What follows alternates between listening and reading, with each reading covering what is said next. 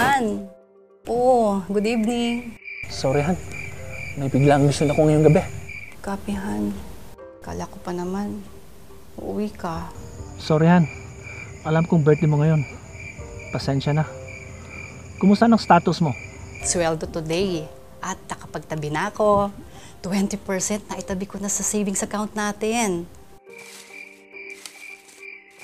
Kumusta naman ang pagbabudget? Okay din, Han.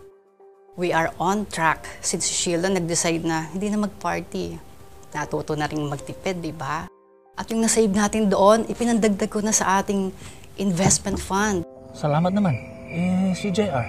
Nakakatuwa naman. Alam mo ba, inintrega niya sa akin yung kanyang unang sweldo. At sabi niya, siya na raw ang bahalang magbayad ng kalahati ng kuryente natin.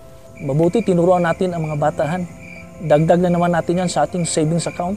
Oo naman, nilagay ko na, sir. Good job ka talaga, Han.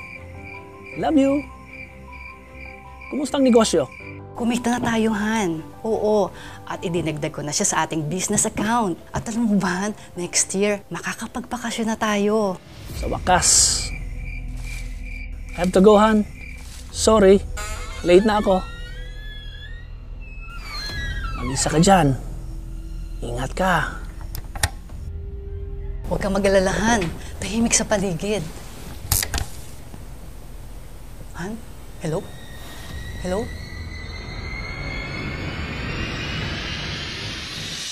Happy birthday to you!